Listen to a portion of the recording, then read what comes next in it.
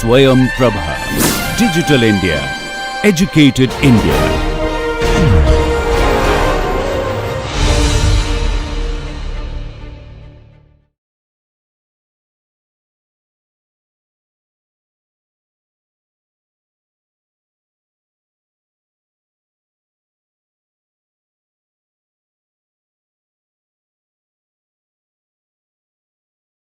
Tell me what is electrochemistry, somebody. Yeah. Chemical reaction using cathode and anode as for the purposes of oxidation and reduction. So only chemical reactions will happen? Not necessary. Then what else will happen? Okay. Flow of electrons in a chemical reaction. So only flow of electrons will happen?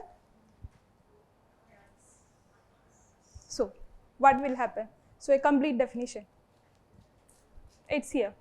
So you can have, you pass some electrons and have some chemical reaction, or with a chemical reaction you can produce some electrons. So basically, it is like using an electric current, we will make some spontaneous, from a spontaneous chemical reaction we will generate some electric current, or you produce some non-spontaneous, you make a non-spontaneous chemical reaction happen using some electrons. These two are the major, what we call common as electrochemistry. So in an electrochemical reaction you have both ions and electron flow, right? So because of the chemical reaction you have some ion flow inside the electrochemical cell and some electron flows through the electrical circuit. So in an electrochemical system you can have an anode, cathode and an electrolyte. Somebody can tell what is an anode?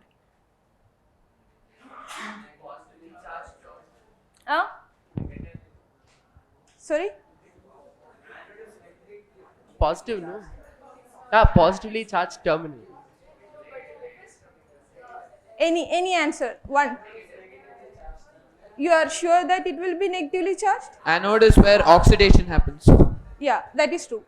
It cannot be tell like as a negative electrode or a positive electrode. It is an electrode where an oxidation reaction will happen. Okay. And then cathode is an electrode where you have a reduction reaction happen. So for example, you can see here in a galvanic cell, this is an zinc copper galvanic cell.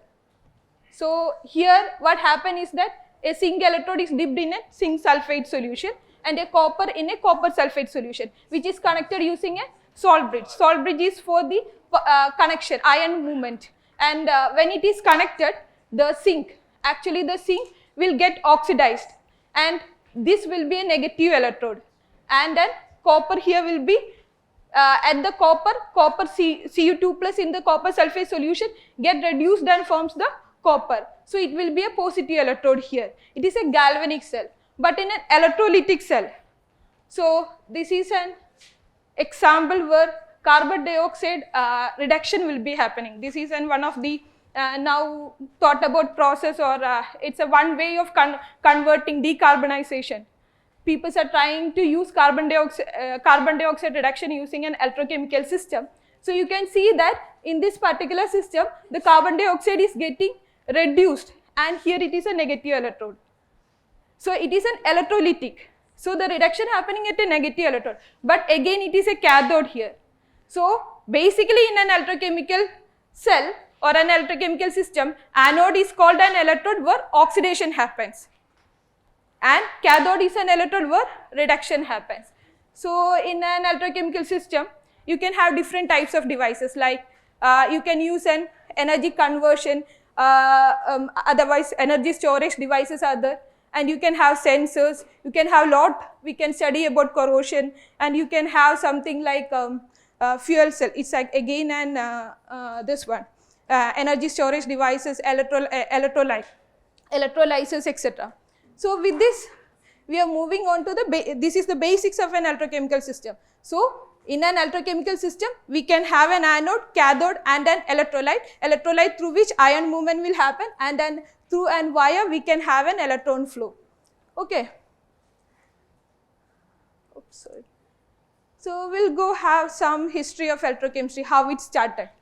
So actually it started with this Galvani. Actually he was doing some dissection experiment using an frog, and it was hanged through an copper or some metallic wire.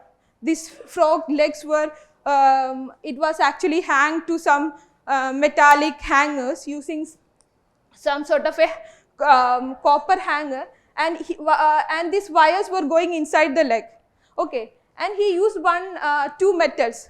These are two different types of metals. Okay, he touched the frog leg with one of the this metal. What he observed is that it suddenly got shrinked, or it got reduced in size actually. So he was thinking like that it is because of a generation of electricity from the muscles of frogs, and he was according to him it was because some electrode fluid in the which is generated from the brain of the frog, which released to these muscles, and this is the reason for the electrical conductivity of the generation of the electrons in this case, and he called it as animal electricity.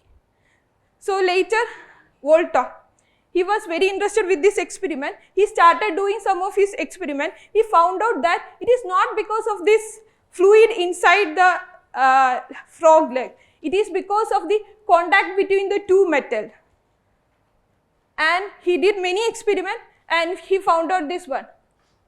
This is called as voltaic pile. Actually it have an zinc copper pair, and there is an layer of electrolyte soaked solution, that is a sulfuric acid soaked with an soaked in a cloth which is kept in between. So it is like a pair. If you will see the expanded figure, he was actually thinking these two, this copper and zinc, right? This parallel metal in contact, that is the reason why the flow of electrons. And this between this whatever the wet thing will actually influence the conduction of the electrons. Actually if you will see, and now you guys knows what is an electrochemical cell, and so you guys will be thinking what?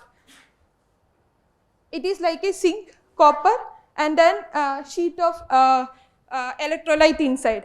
But according to him, he was telling like this is a zinc, copper, two different metals which is in contact, which generate the electrons, and this particular sheet of liquid electrolyte actually helping it to transfer to the next pair of metals.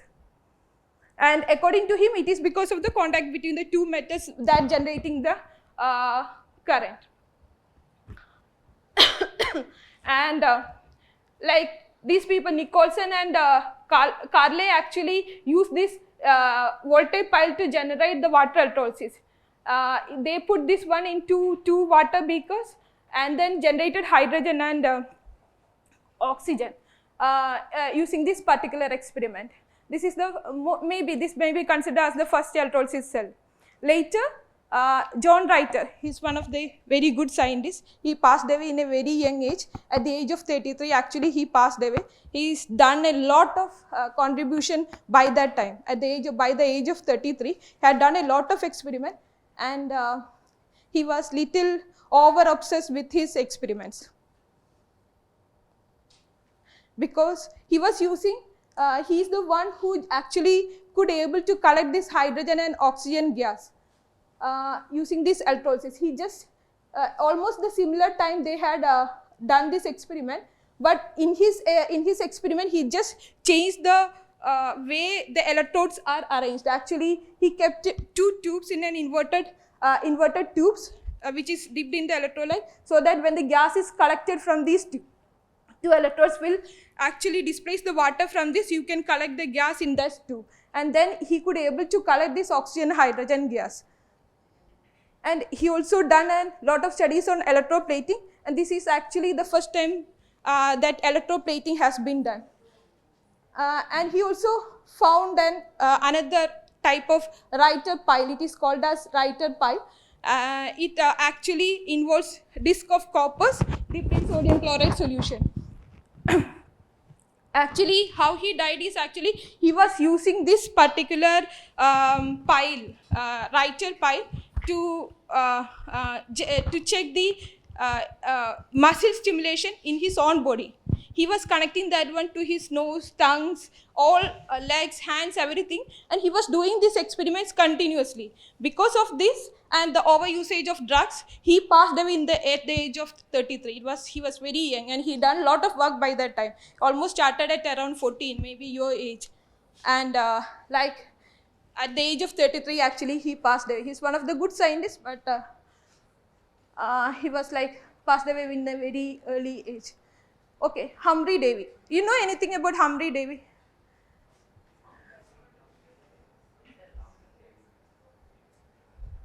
Oh yes. Huh? Huh? Okay, then what else? You might have studied in your first year. You are all in +2, right? Second year of. Huh? Yeah, +1 you might have studied. Yeah. Anyone?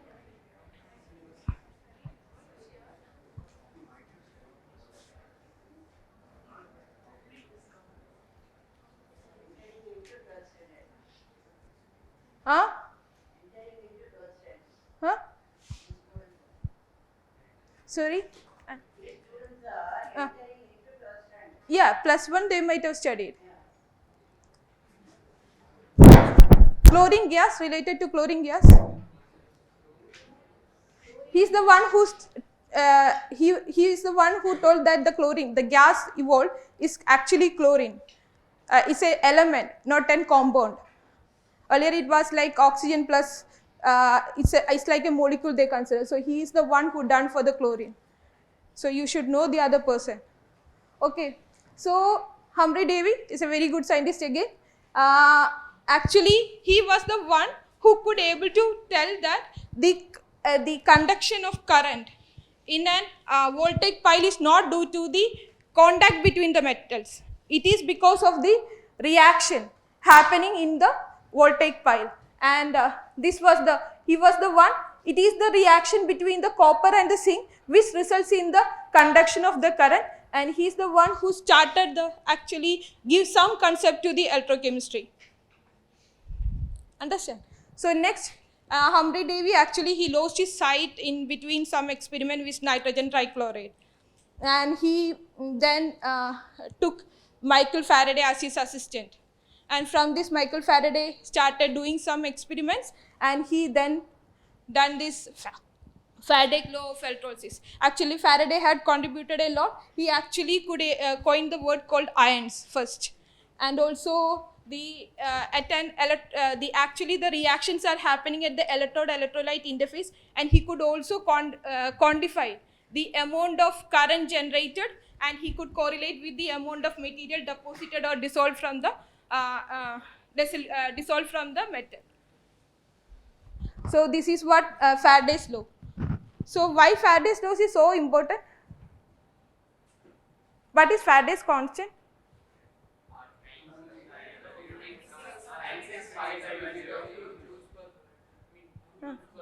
Huh?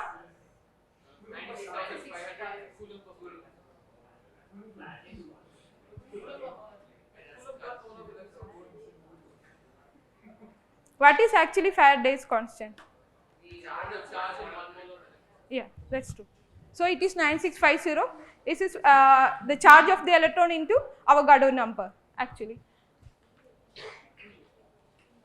So with this small introduction, because of the time limitation, I am going into different energy storage systems. Okay. In between the discussion of this, I will give some fundamentals of electrochemistry. So just we have different energy storage system. We can actually broadly classify it into batteries, fuel cell, as well as capacitors. Okay. So batteries. There are two types of batteries, actually primary and secondary batteries. What is primary battery?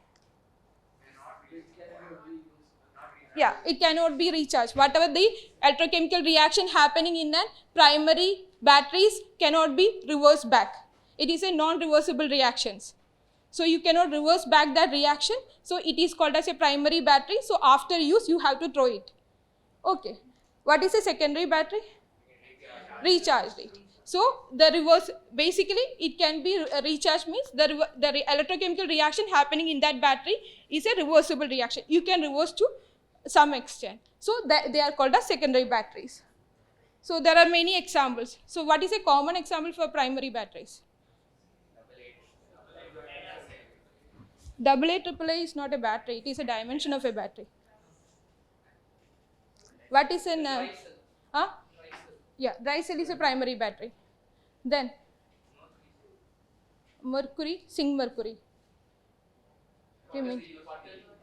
Yeah, yeah, it's a primary battery. Then what else? Secondary battery. Huh? Other than lithium ion. Lead? Huh? Lead acid battery. Yeah. Then what else?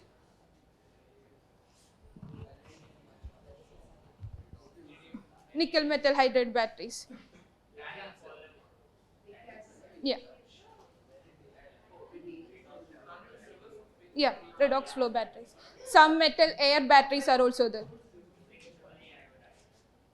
Some sort of metal air batteries are also metal iodine batteries, all sort of things are meant to be like reversible. Even alkaline, whatever the alkaline batteries, that is zinc MnO2 batteries, that can also, people are trying to reverse back the chemistry. There are a lot of research is going on this one. So these are some of the terms we use to characterize, say, batteries. So one is the voltage, the total voltage of a battery. It is actually the E cathode minus E anode. The standard potential is basically, you may be knowing, with respect to an hydrogen electrode. So hydrogen electrode is considered as 0 volt. With respect to that one, you have an electrochemical series, and with that one, it is the standard electrochemical reaction. So it is the standard electrode potential, or the cell potential is equal to the cathode minus E anode. Okay. So next is a capacity. Capacity is the amount of charge storage in a battery. So how we will calculate this charge storage in a battery?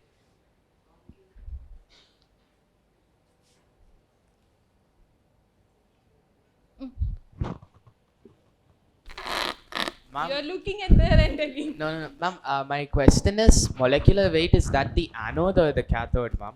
Yeah. If it is, you want the capacity of your anode, then it is the molecular weight of your anode material.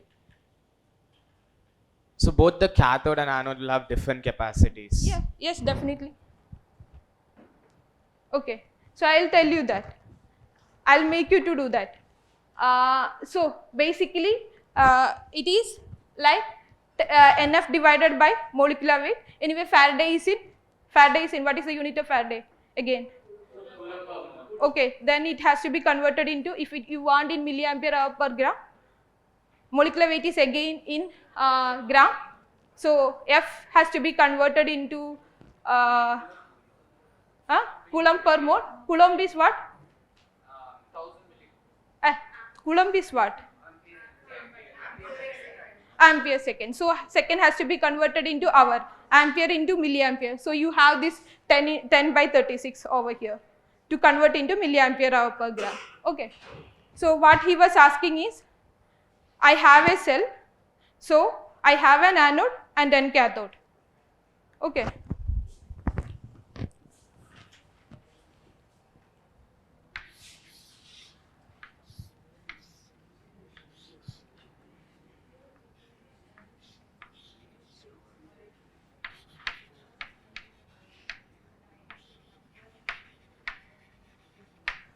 Okay, so I have a milliampere hour per gram here, milliampere hour per gram. So how I will get the cell capacity?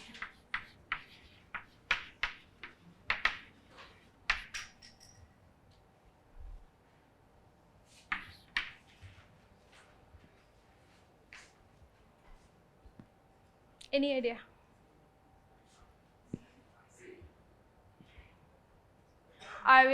You might have studied some physics capacitors in series and parallel, right? Yes, I know. I also done plus one. Yeah. Oh, 12th you are having. So, I'll make it a little thicker.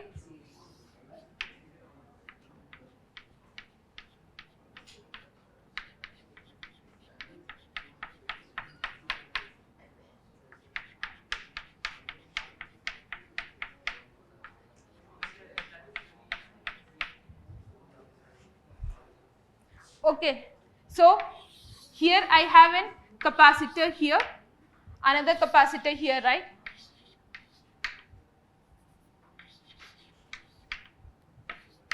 Right? So because of the negative charge on the anode, I have a positive charge from the ions in the solution. Okay. Similarly, you have a negative charge over here and you have the positive charge. So it's like a capacitors in series. So 1 by Q cell is equal to 1 by QA, 1 by QC. Okay. So you can do this like this. So how important it is, you know? There is some term called mass balance.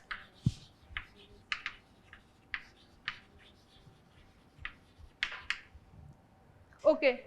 So if you have, let your anode capacitance is around 50 and your cathode capacitance is 100. Okay, milliampere hour per gram. Milliampere hour per gram. Okay. So you have a anode and cathode which having a different capacities. So how we are going to assemble a cell? So basically you have two. Yeah. Can you use 2 anodes and 1 cathode? No. See, if you will complicate the circuit in a battery, it's not a single cell actually, it is a stack of cells. So if you increase a single contact point extra, you are actually increasing the complexity. So if you are increasing the complexity, you are going to lose lot of power, energy, everything. So you should make the circuit as simple as possible. So how we are going to do this?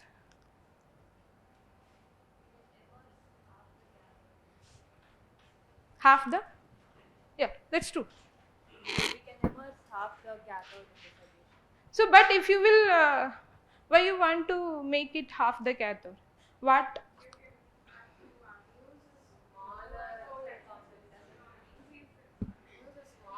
Yeah, that's true. So, this is the maximum you can get from the cell, 50 milliampere hour per gram. So, here what does it mean? 1 gram of this material will give you 50 milliampere hour, right? So, you have to take to get 50 milliampere hour per gram. Otherwise, if you will contact these two, if you will take 50 and 100 and connect the cell, what happens is that you have an excess amount of unused mass on the cathode.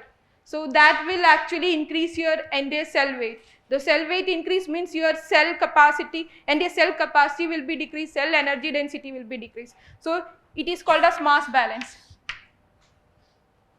So most of the capacitors, whenever you are making a lithium-ion batteries, this is one of the crucial point. So they will calculate the half cell capacity, anode separately and cathode separately, and then make the cell according to the weight. So this is one of the crucial point somebody has to check before assembling a battery. So capacity is very important while assembling a cell. So next is specific energy density. That is basically, you know, it's in the capacity unit mass into voltage. Capital F here, what does it represent here? F. Faraday constant, yeah. But if for capacitance also we use capital F, so how do we differentiate between both? It's Faraday constant over here.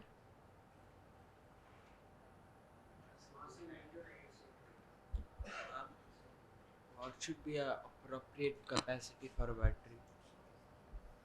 Depends upon the use. Means, for what value it should not be more than what value, or are there any conditions on the See, capacity for battery? for example, if you want long range, you want to have the battery for a longer time operation, you need a higher capacity battery. But you can compromise on the performance, like you need only an average power. then you can have a smaller capacity batteries. Either you need a higher voltage, right? You understand, right? Or in other words, higher energy density batteries you require for a longer range. So for example, an electric vehicle you want to run. So you need a long run, that 1000 kilometer you want to run. So you need a higher energy density battery. But you want to have an higher, you have to climb an hill, like you have to brake. There you need a higher power. So you need that time the cell has to have an higher current to be applied and the voltage should be high. So you need a higher power battery. So another thing is that rating, actually C rating, it is usually commonly used in C rating batteries. They will be telling this much C rating, C by 5, C by 2. This is actually the amount of current you given, at what rate you are withdrawing the current. Basically it is that much only. It is little more complicated, means if you know the capacity, then 1 C is actually the, I told, right? So it is 50 milliampere hour per gram. If I will withdraw a 50 milliampere of current, for 1 hour, for 1 gram of material, it is called as 1 C rate of that material. Okay. So by 2 means it will run for 2 hours. You can apply a 25 milliampere. So that is what actually the amount of load you are putting in, C rating, the current withdrawn or current applied. So basically this is the discharge curve, how it looks. This is voltage versus discharge capacity. It looks like this. See, you can see at higher C rating, that is 2C, your capacity, because you are applying a very high load, you are putting lot of application in your mobile, your mobile will get drained soon. So you are putting lot of work for the battery to done, that is called as 2C rating. And if it is 0.2C, it is shows a higher capacity because you are doing a less amount of work. Okay. Okay, so I need somebody from your side. I'll tell. This guy seems to be good. Come. You come. You. I think you are sleepy. Can you please read all the things in this battery? All the things. You can have the bell. Everything. LR03. Sorry. No. You start from something. It's written Panasonic. You have to read all those things. Yeah. Panasonic Alkaline AAA LR03 1.5 volts, no mercury added. Caution, may explode or leak if recharged. Inserted improperly, mixed with different battery types or disposed of in fire. Do not open battery. Keep batteries out of reach of children. Do not swallow. Panasonic Corporation, made in Thailand. Yeah, it's all important actually. See, lot of things will happen with this small thing. You guys have to be careful. You have to read all the things. If you are handling any chemicals in your life, you have to be very careful. See, even the carbon can kill you. Okay, so you guys have to be very careful when you are doing, if you are doing a research in your life again or something, anything you are doing, you should read the entire thing. Anybody read everything? Anybody read everything in this battery? For example, he told LR03. Did you? Ma'am, it's LiO3. No, he read LRCO3. You might have heard it. He read LR03. It is LR03. LR.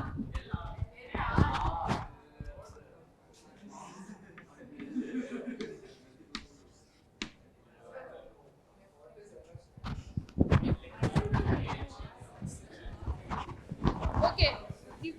Thank you. So, Ma'am, what is LRO3? I'll tell you. For that only I asked you to read the entire thing actually. So,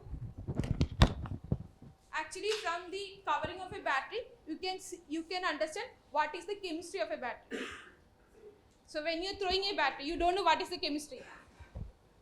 So how we are going to understand how to dispose it properly, right? You should know how to dispose the battery. Yeah, sorry. Okay. So you know how to dispose it, right? So for that you should know what is the chemistry inside.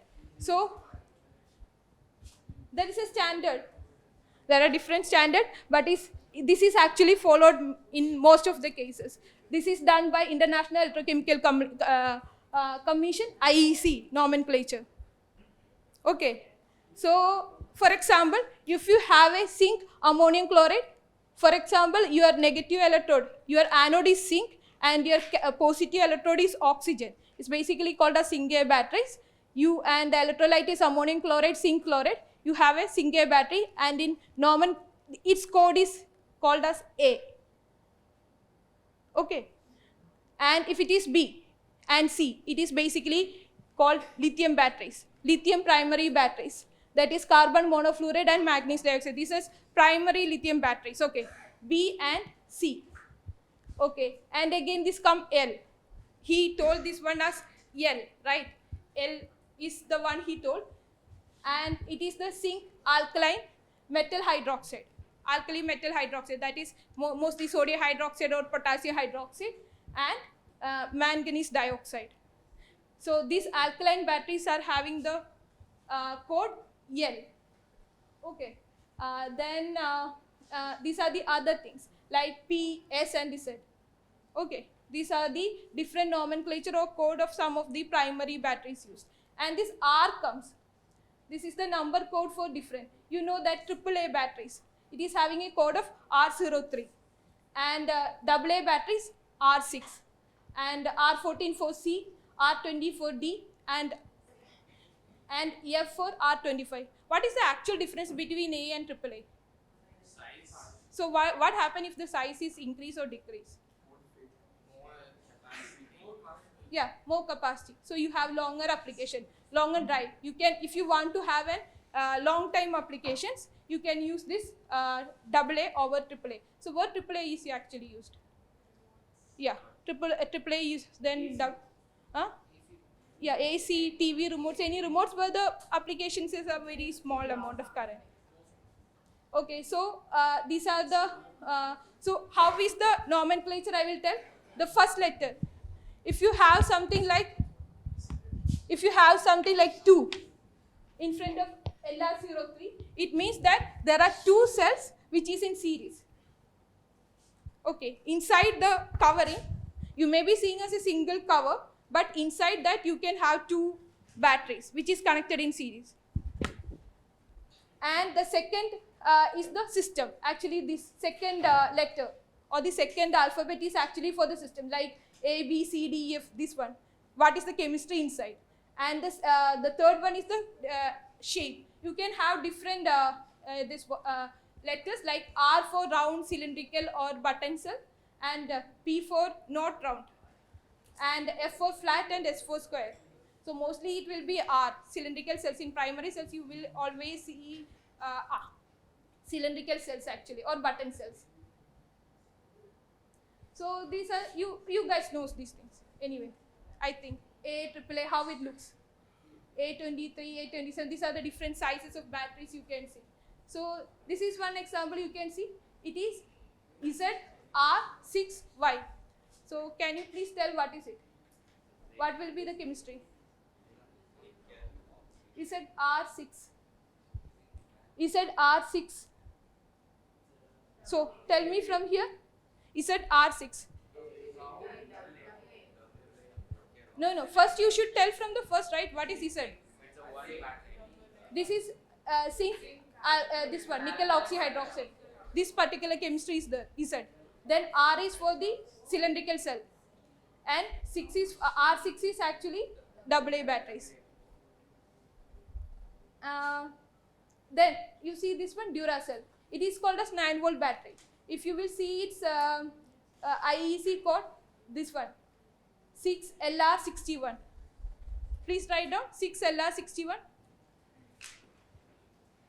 and tell me what it is. 6LR61. I'll ask somebody. You. What is 6LR61? Can you please explain? You. The next. Ladies. You. 6LR61. Please explain. No, 6 1.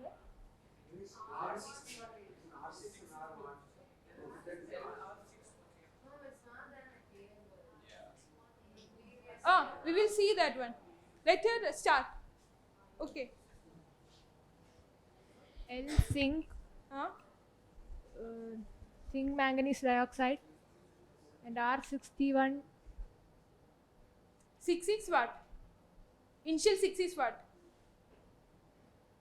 AA. No. What is the initial 6? What is 6? See here. So N1 is actually 6, right? Yours. What does it mean? It means that 6 batteries are connected in series. Okay. Inside this Duracell battery, you have 6 cells are connected in series. That is what 6 stands for. Initial 6. L is for the alkaline, manganese alkaline batteries. R is for the shape. Even though it looks like an rectangular shape, inside whatever the batteries are cylindrical batteries or coin cell batteries. Okay, and 6-1 is diameter. So next is diameter. Either it can be size code or its diameter. Whatever the R batteries inside is having a diameter of 6 mm. Okay, and this is the next one. D. Its height is around 1 mm. So that is what means by 6LR61. It can be either size code or the diameter. These are the usual sizes of the batteries. So they have a code. Other ones having the diameter. Understand? Huh? See, I don't know. See, this is 6, right? Initial 6.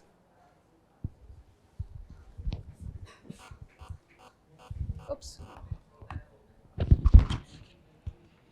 6LR61, right? So this 6 is for the, actually inside this one there are 6 cells. It should be connected in series, okay? And so inside this small cells, it is an L is for the alkaline batteries, R is a cylindrical cell, 6 is the diameter, 1 is the height. And first one is the 6 number of cells in series. What if they're connected in parallel? You can see here, right? If they are connected in series, you can see. See, this X corresponds to the if it is in parallel. Okay.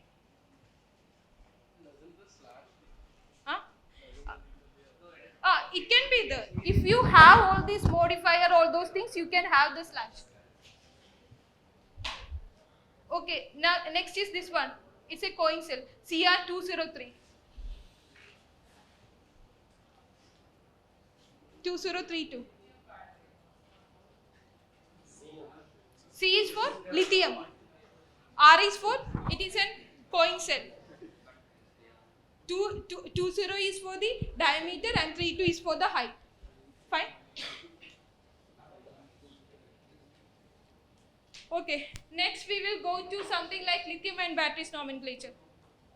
So these things also you might have seen in the batteries actually.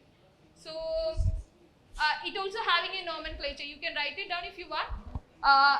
Again, first N is for the cells in series.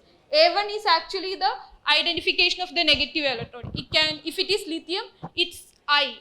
It is represented. In the secondary batteries, lithiums are represented as I. Okay. Then A2 is actually the cathode chemistry. It can be a cobalt based battery, nickel based battery, iron based batteries. You can have N, V, T, all those things. My God, he will sleep now. A3 is actually the it can be either cylindrical or prism. Okay, and N2 is the diameter or thickness, and N3 is the maximum prism shape cell. Or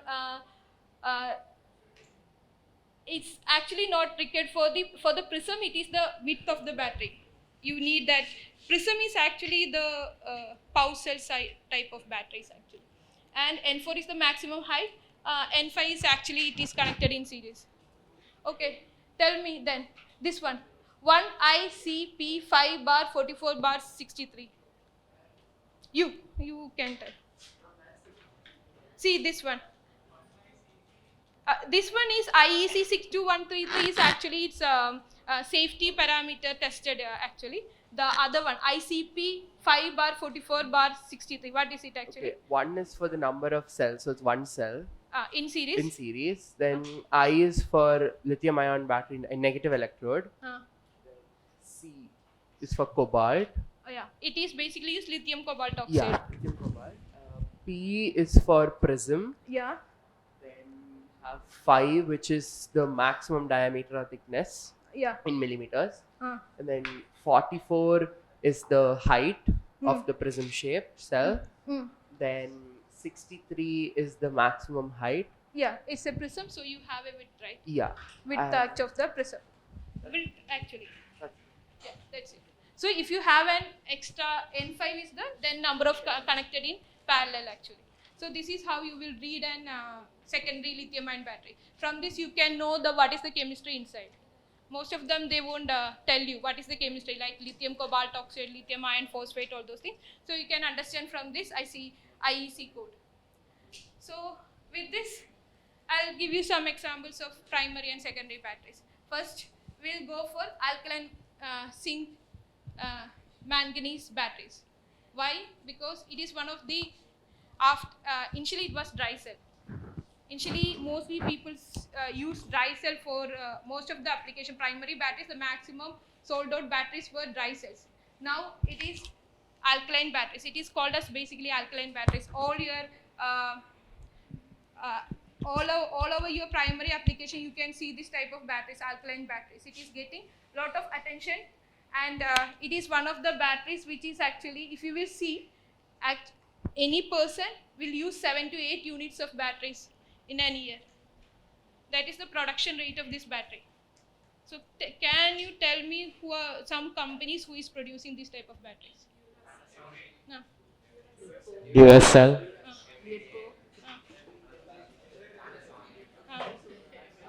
Panasonic. Every day Nippon. is actually energized.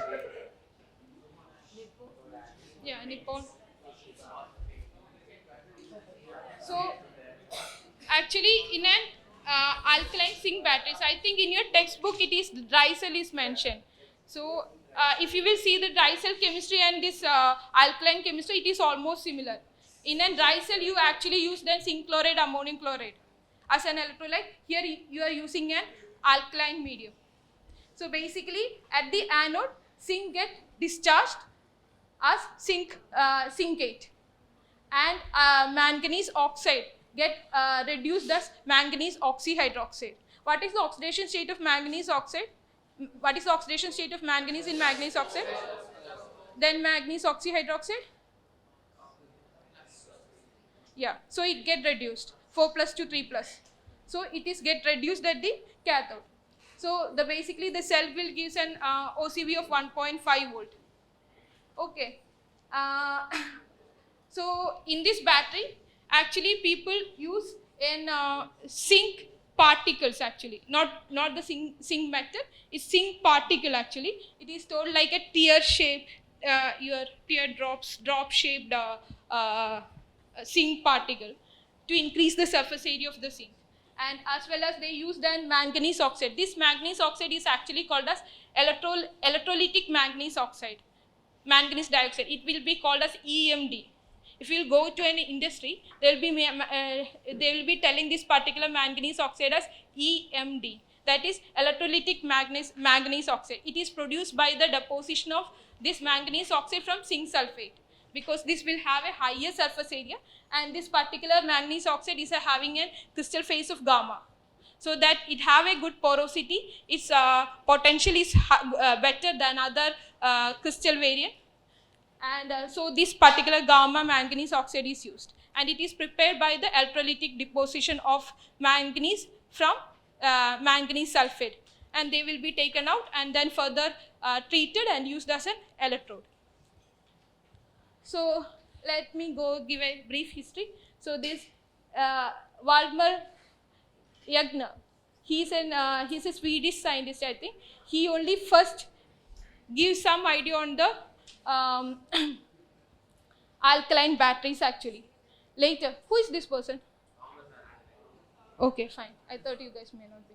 So he also,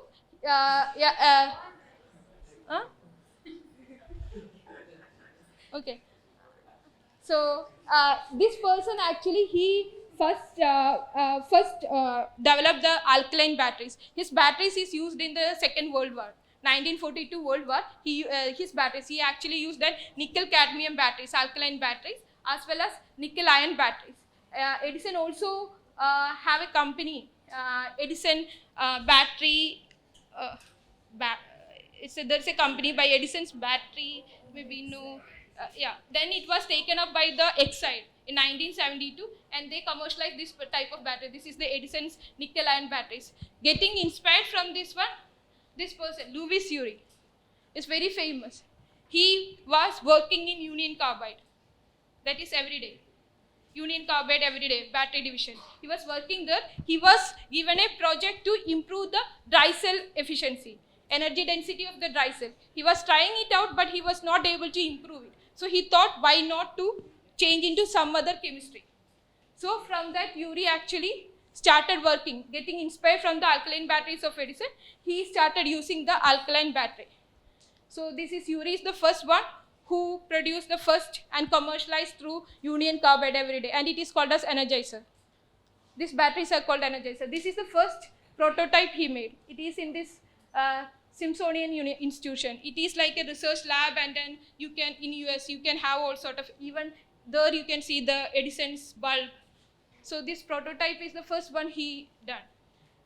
So what was his contribution is that when you have a zinc metal, it is in an alkaline KOH. It have a lot of density, right? It will come down. So what he used is he made a paste of this zinc metal powder in this was almost the formulation he used. So he used then atomized zinc powder. It do have a, like, this is an SEM image, scanning electron microscopic image of the SEM. This is like a teardrop or like a drop like shape zinc, which is mixed with potassium hydroxide. It is a high concentrated potassium hydroxide and carboxymethyl cellulose and a cross-linking polymers. Actually, the cross-linking is for when it discharges, right? This zinc will get disconnected. These are particles, right? When you will discharge, some zinc will go, so you have a lot of space. So this cross-linking will actually hold it. If there is no cross-linking, you can have a lot of space. So then there won't be any electron connectivity. These zinc particles should be connected to each other, right, for the proper flow of electrons. So they use an cross-linking polymers so that it will close together after discharge also. So the energy density or the capacity of the batteries will be sustained for a longer time. This was Urey's contribution. And so the positive electrode, this is about the zinc electrode, and about the positive electrode was what I told. It is an EMD. It is an electrolytic deposited manganese dioxide that is used as an positive electrode or cathode in this battery.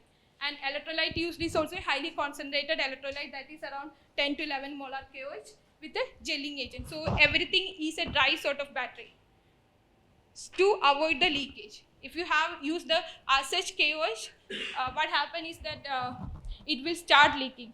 And they also use the zinc oxide in this battery, along with so that any hydrogen evolution because of during the reaction can be suppressed. It is it will actually degrade the battery. So for that, this is the formulation they use a gelling agent as well as saturated zinc oxide. KOH was the electrolyte used. And separator was composed of fibers of rayon. It's a separator in between. So these are the two industrial, how it looks. It's a cross section. Ma'am, could you repeat the cross-link polymer structure and its importance in the longevity of the cell? Actually, the cross-link polymer, usually they won't give the details of that polymer. So this is a polymer. Actually, what they will do is like that will hold the zinc particle. So if it was not if it is not there, that zinc after some discharge, right, it will have some gaps in between. So the contact point won't be there. So these cross-linked polymers can hold the zinc together. So it is an image without the cross-linked polymer after discharge. You can see this was the initial. It has contact point everywhere. But when you don't have the cross-linked polymer, you can see that they are disconnected. So you will have an capacity loss. So in order to avoid that, they use then cross-linked polymers so that these zinc particles will be holded by these cross-linked polymers. It's like a fiber-like network, right? So it can hold the zinc properly. So that was the use of a cross-linked polymer here. So this is how the cross-sectional view of this battery. So so dry cell, you may not be knowing it, right? How it looks. Okay, it will be there in your textbooks, I think. Huh? Huh? Huh? I didn't hear you. Okay, so you will be knowing it. So it is actually reverse of this one, dry cell. So you can see that zinc particle is actually inside. In a dry cell, it is actually outside. So it is the zinc particle with the gelling agent, everything is inside, and the contact is here through a stainless steel pin, and the carbon with MnO2, which will be outside. So this is how the structure, and it is in a coin cell. You have a negative and positive and a separator inside. So next is a lead acid battery. Ma'am, in the previous slide, what's the purpose of the lawn? Not able to get, In the previous slide, what's the purpose of the long rod going to the center of the cell? Actually, In the you need to cylindrical take a design. contact from the zinc metal, right? See, if you will give a contact here, right, down only, you can have a contact of the zinc metal there, right? So you should have a proper contact. You need a stainless steel going inside. And you have an, actually, if you will see here, there's a gasket here. So that will separate the contact between the anode and the cathode. There's a spring and then this one, a plastic gasket over there. So that will cut the contact between the anode and the cathode. So lead acid battery is a secondary battery. You guys may be knowing a lot about the lead acid battery. Actually, in a lead acid battery, lead is the anode and lead oxide is the cathode. Okay, at the lead, actually, oxidation will happen and it forms the lead sulfate. And at the cathode, lead oxide will reduce to lead sulfate again. And during the reverse, it will come back as lead oxide and lead. So, in a lead acid battery, usually people use a spongy lead. What does it mean by spongy lead? Lot of How holes it is for air. generated? Why not lead? Why not use a lead? Huh? Okay, so what will increase? What will improve it? Yeah. Yeah, the one thing is it improves the reaction. Another problem with a lead acid battery is the sulfation of the battery that I will discuss later. And lead oxide. Actually, the spongy lead is actually created. Actually, all these lead acid batteries, electrodes are pre-formed before putting into a battery. Actually, they forms the lead sulfate inside an electrolyte and forms the electrode and then use that electrode for the batteries. There's a formation step always for the lead electrodes. Maybe this may be not that you guys don't feel it very great, but as a researcher, as a scientist, we feel it is very good. Because when you will start doing it, you feel the difficulties.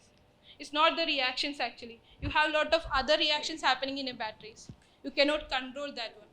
So because of that, your capacity, energy density, everything will be lost. So it is not only the battery, it is the designing of the cell is also very important. So if you will see lithium ion batteries, you can see different designs.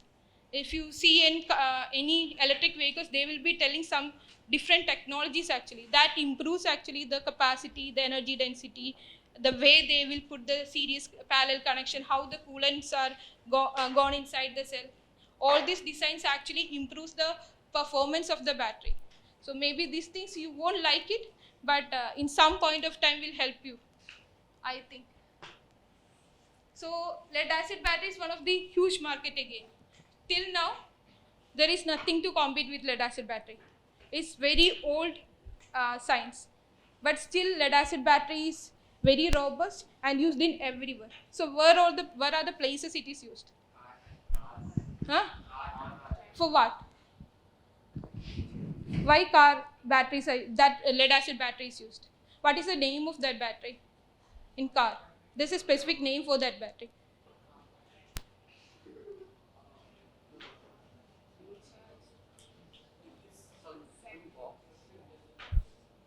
That car batteries, why that is used? Why there is a battery is required in a car? For running the starter. Okay, fine. So what is the name of that battery? There's a specific name of that battery.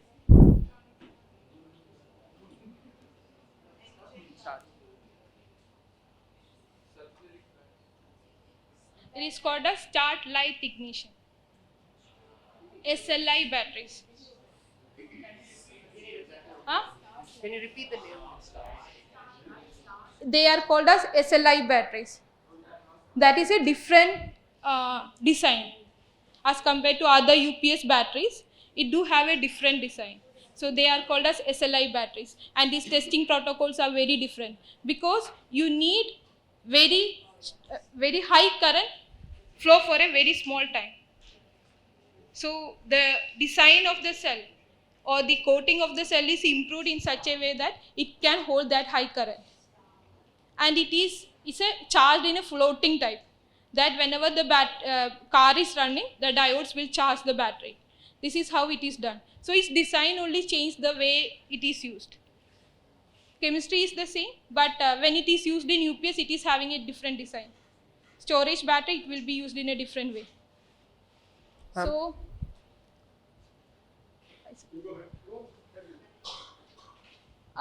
this is some history of the lead acid batteries. You can have this William Joseph Stinson.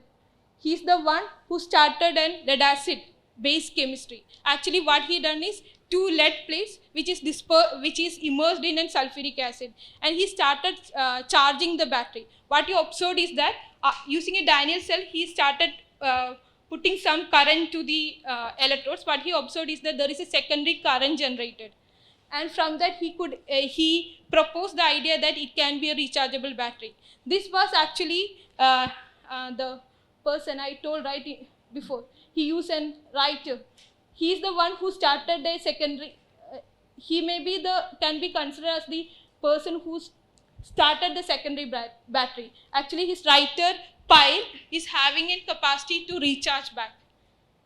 It has some sort of reverse current as compared to the voltaic pile. So inspired from him, actually, Joseph has started this particular lead acid battery by putting the lead plates in a sulfuric acid. And then Planté is actually considered as the father of lead acid battery. Actually, this is the Planté, how he constructed the lead acid battery. You can see that both are lead coils actually. Yeah, I'll finish. So these are lead coils which is dispersed in an sulfuric acid and started charging, discharging. He can see lot of bubbles coming in, and then there was a lead oxide forming on the surface which result in a secondary charge. So what he observed is that once the bubbles will start coming, actually after that there won't be any reactions proceed. So charging should be stopped when the bubbles will be started. So this was Planté's lead acid battery. After that, Furey, he was the one who used the lead oxide and constructed a lead acid battery. And with this Furey lead acid battery, actually Thomas Parker first introduced an electric car in 1895. This is the electric car used by lead acid battery. Okay. So Ma'am. this is how the commercial lead acid batteries will looks like. Can we not use other electrolytes for all these batteries? The chemistry is like that.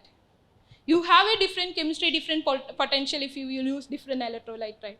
So- Most efficiencies in It will give a voltage of 2. It is a highly concentrated sulfuric acid, so you will get a 2 volt from the battery. If you will use some other chemistry, maybe it may Lesser not be voltage. reversible. You don't know how the chemistry will be. So it is a reversible chemistry, and with this you are getting this voltage. Okay. So this is how a commercial lead acid battery grids will look. So there are two types. For the positive electrode, actually you can have a two type of design. Actually this is like an tubular design. Tubular batteries they will be called. So the lead oxide I told, right, it don't have a proper interaction with this is a lead strip. Actually it don't have a proper contact. Actually during the process it can shut down. So for that purpose they use the tubular design. But this tubular design is having a less surface area, so it cannot be used for an high drain current applications like SLI batteries or something. But whenever there is a lot of like shakes everything, it is better to use the tubular design. So depends upon the design and the use, it will be used in different places. So this is a flat plate lead acid battery design. This is how the lead plate will looks after formation. This is how the lead oxide will forms. This is the bare grade. So one of the biggest disadvantage or biggest problems you have to face in a lead acid batteries, one is sulfation. Actually during discharging of the batteries, lead sulfate will be forming, right? Once these very big crystals, if that lead sulfate is forming as a crystal, it is very difficult to charge them back. So lot of sulfates are coming, your capacity is actually fading. Because of that, actually what happen is that you have other side reaction like hydrogen evolution, everything will be happening. Because of hydrogen evolution, you will result in an the electrode will get bulged.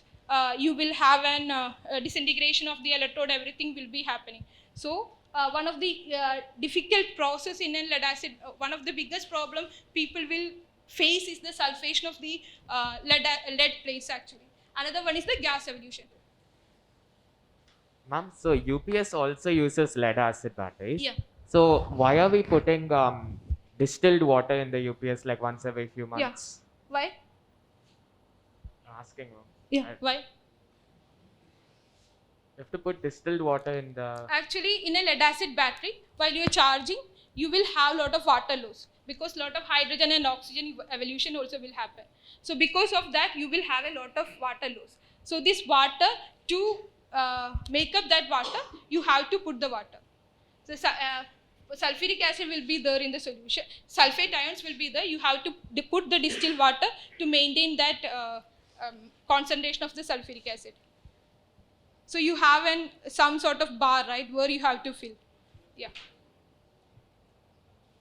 You said that hydrogen and oxygen will be evolved. Mm. So where does that hydrogen and oxygen go? It will goes out. No, but all of those are closed. Who told it is closed? Okay. So this is a lead acid battery. There are different design of lead acid batteries. So this is a flooded lead acid battery. Whatever he was telling, you have to put the water, right? That is called as a flooded lead acid battery design. So you can have two walls. You can see the walls for the gas to evolve. Yeah, it won't be gas proof. If it is gas proof, it will explode. So there are like measures, and are there like some kind of way inside the battery to stop sulfuric acid from Sulfuric acid getting out. Sulfate ions. Yeah, it will sulfuric be acid? The acid, like if the battery is like dropped. Yeah, definitely. It will goes out, right? Oh, If you will break the cell, the electrolyte, it is a flooded cell, right? It will goes out. See, sulfuric acid does not react, it's a medium. It's an electrolyte on both sides of lead as well as dioxide. Whatever sulfate is being consumed is being used. So, yeah, so I mean, my understanding is that it is not, it's an electrolyte, but it's extremely important that you have a concentrated sulfuric acid because the pH has to be such that the potential, electric potential, electromotive force, what we call as the E, is specific to specific types of electrolytes, and you want to maximize the efficiency. And hydrogen ion has the highest ionic mobility among all the ions. Therefore, you have the acid which is very favorable, but acid which corrodes. Therefore, it's a compromise between both of them. I mean, he knows this much better than I do. Yeah. So then this is a flooded lead acid battery. So you have to put the electrolyte inside. This is another one. It is called as valve regulated lead acid battery. It is a closed one. You don't have to fill the, there is a maintenance free batteries actually. These are called as maintenance free batteries. You can see in the now new cars, everything, you can see this VRLA batteries actually. So these batteries actually use an AGM separator. It is called as absorbent glass mat, AGM, which will soak in the electrolyte, or a gel-based electrolyte. That silica and sulfuric acid will be mixed together and forms a gel, and which will be used as an electrolyte inside. So that it will reduce the amount of loss of water, or free water won't be there. So you will have less amount of hydrogen evolution. So these type of batteries are used, and it do have an like 5 years warranty, 7 years of warranty. Then you have to take it back, and all the lead has to be regenerated. So another battery is the. You might want to close. I think they have. Okay. You might want to close it up. Yeah, this is another one, SLI batteries, which I was telling.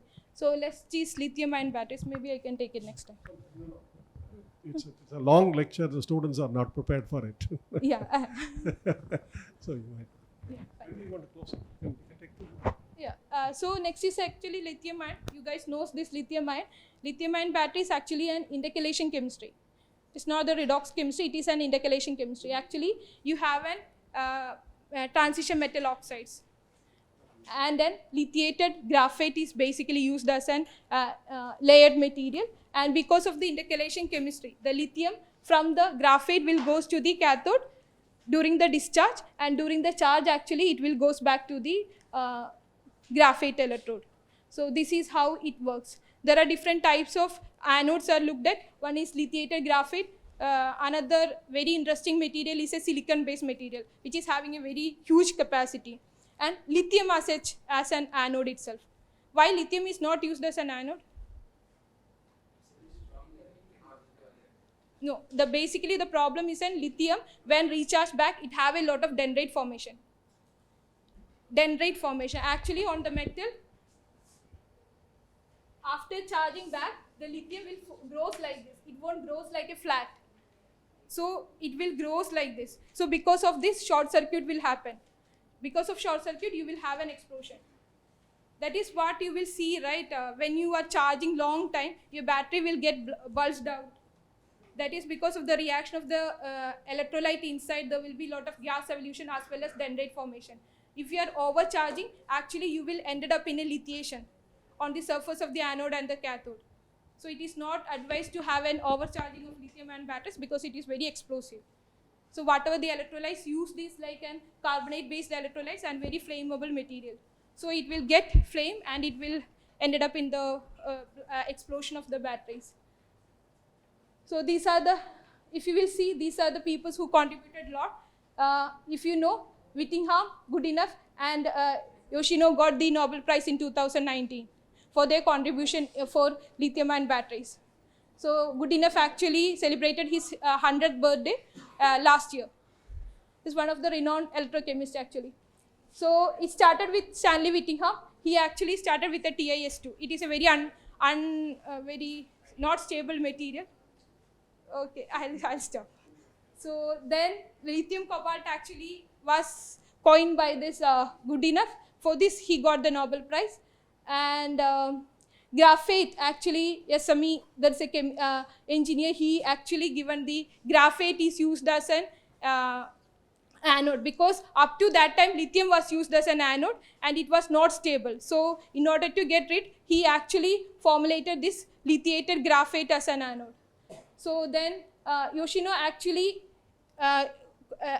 fabricated the lithium-ion battery using lithium cobalt oxide and a soft carbon. Then they had improved the chemistry with graphite, and Sony actually began producing this commercialization of these batteries. So mostly this is the what are the different disadvantages of using the battery is actually the cost of lithium-ion battery. Now the research is going to get if the cost of the battery is less than $100, then only it is economically feasible actually. So people are trying to get a battery which is less cost. So cobalt is one of the costly thing in lithium batteries. Lithium cobalt dioxide is used as a cathode, which cobalt is the major costly metal in that one. And then now people are trying, they reached up to $137, even less than this also. Close to 100 also people achieved. So if it is less than $100, you can have a very less costly lithium ion batteries. Another is the safety concern. And the reversibility of this batteries. We have to take it back all the metals from that. So recycling of the lithium ion batteries are also in a research. In this direction, actually, people are trying some solid state batteries, where instead of a liquid electrolyte, a solid state electrolytes will be used.